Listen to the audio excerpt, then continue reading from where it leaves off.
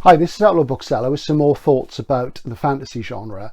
I talked recently about the artificiality of the trilogy and how fantasy after 1977 became conflated into these vast endless series which sort of imitated Tolkien, and how gradually that has swept away the original hard and fast school, which has now sort of come back, though in a hugely inflated form, with massive novels by the likes of Brandon Sanderson, Brent Weeks, almost anybody you care to name. And we've seen a return to that sort of amoral, dark side of sword and sorcery, which came from people like Poul Anderson, Jack Vance, Fritz Leiber, Michael Moorcock, Robert E. Howard, and it was there in the original Norse myths and in Beowulf and things like that, and how it wasn't so much there in Tolkien.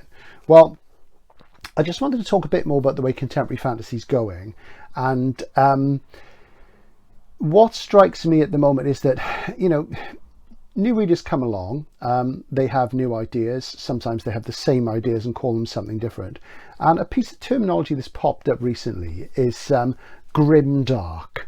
People say Grimdark, and you know, they say, well, that work of fantasy is grimdark. It's grim, it's dark. But what they don't really realize is that the original form of sword and sorcery was grim and dark. It was occasionally with flashes of light. A good example of this is in somebody like Joe Abercrombie, who's very witty. He's more literate and more literary than most of the sword and sorcery writers. I remember reading his first Law trilogy, which is the only fantasy trilogy I've managed to get through in about the last 10 years. Has been published in the last 10 years, because he does have something, and he writes very well, and he lives in Bath, funny enough. His titles alone, The Blade Itself, The Last Argument of Kings, and the second volume in the series, Before They Are Hanged, to have a Heinrich Heine quote as a title in a fantasy novel. It's quite unusual these days. That wouldn't have been anything special before. Fantasy novels had interesting titles like Christopher Stasheff's The Warlock in Spite of Himself, you know, The Sailor on the Seas of Fate. You know, they had interesting titles. So, you know, now, of course, you just get, you know, the sort of same sort of thing. And it's interesting this word grimdark has come up. So it just shows that a lot of the young readers don't realise that grim and dark were part of the original blood and thunder, doomy Nordic feel of heroic or anti-heroic fantasy writing. And what's also interesting, which I perceived in my job as a bookseller, is there's a lot more young women reading fantasy now. And this is largely because of young adult publishing and the influence of J.K. Rowling. And of course, what you're seeing in young adult writing now and publishing is you're seeing lots of different genres. There's science fiction, there's fantasy, there's crime, there's all sorts of things, which is really good. But you're seeing fantasy novels by young women for young women. And I've no problem with that at all. It's absolutely fine. I mean, one of my favourite fantasy writers, in fact, probably technically in terms of the quality of the writing, would be Ursula Le Guin, and this is Wizard of Earthsea, which is supposed to be a children's book, and I think her writing is just amazing, particularly in this early period. Really fantastic stuff, and she says really interesting things, and you know, absolutely beautiful in a true sense of the fantastic.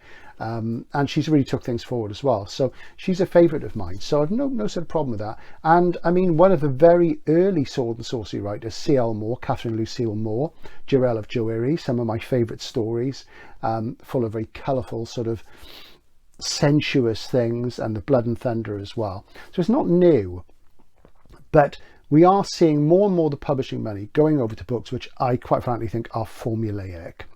If you take, for example, the career of Sarah J. Maas, who is really, really popular, I picked up the first book in her Court of series, and in the first paragraph, she used the word parameters. Now, parameters obviously has an old root. It's classical, from classical languages, Greek and Latin. But do you really use a word like parameters when you're trying to conjure up an archaic story about elves, magic, woodlands, what have you? It really doesn't fit. And that's a really typical example of poor writing and poor editing in contemporary fantasy literature. We're not even going to dignify it with that. It's not good writing. It's bad writing.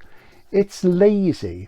To have characters speaking like somebody you bump into in the street in a fantasy novel doesn't really work, and you lose the beauty of the language. So recently, when I've been reading people like Poul Anderson and Moorcock, and they use all sorts of wonderful, beautiful language, and it really does take you back to sort of older stories. And at the moment, I'm reading Conan the Rebel by Poul Anderson, which is, you know, it's a routine Conan adventure, piracy, wizards, you know, who are servants of a serpent god, that sort of thing, reaving and cleaving. It's all sort of cliched stuff, but it's written with a kind of an elan and a flair and a beauty, and you can see yourself 10,000 years ago in the Hyperborean age, which is very, very hard when you get a writer who uses a word like parameters.